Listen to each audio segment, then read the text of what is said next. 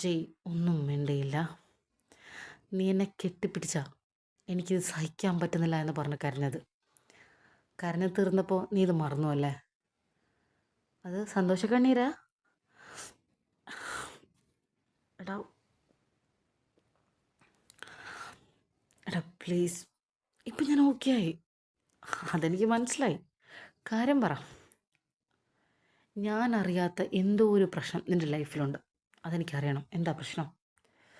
എടാ അങ്ങനെയൊന്നും ഇല്ല. എടാ നീ എന്നെ ഒഴിവാക്കാൻ നോക്കുകയാണോ?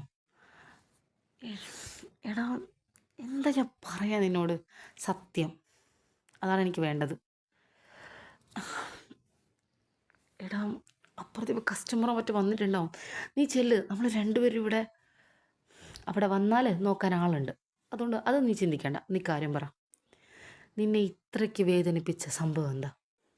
ഞാൻ അറിയാത്ത നിൻ്റെ ലൈഫിൽ എന്ത് രഹസ്യമാണുള്ളത്? ഞാൻ അറിയാതെ എന്ത് പ്രശ്നം നിൻ്റെ ലൈഫിലുള്ളത്?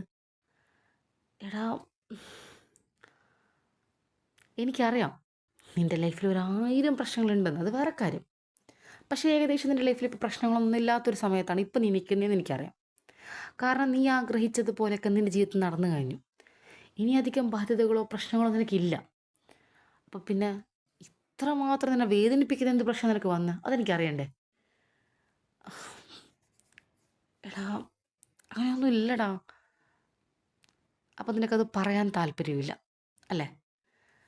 എടാ ഞാൻ എന്താ നിനക്ക് പറയണ്ടേ? നിൻ്റെ പ്രശ്നം എന്താണ്? അതാണ് എനിക്ക് അറിയേണ്ടത്.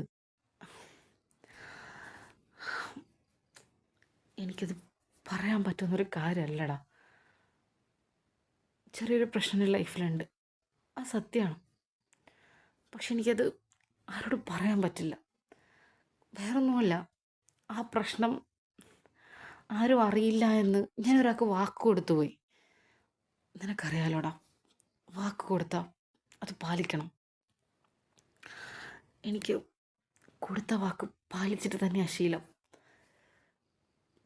തെറ്റിക്കാൻ പറ്റില്ലടാ. അത്രയേ ഉള്ളൂ. കൂടുതലായിട്ട് നീ ഒന്നും എന്നോട് ചോദിക്കരുത് പ്ലീസ്.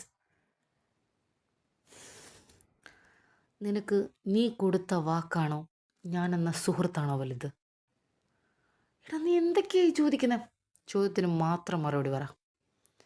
നിനക്ക് നീ കൊടുത്ത ആർക്കാണെന്ന് എനിക്കറിയില്ല, അത് ആർക്കും ആയിക്കോട്ടെ, നിന്റെ വാക്കാണോ ഞാനെന്ന സുഹൃത്താണോ നിനക്ക് വലുത്?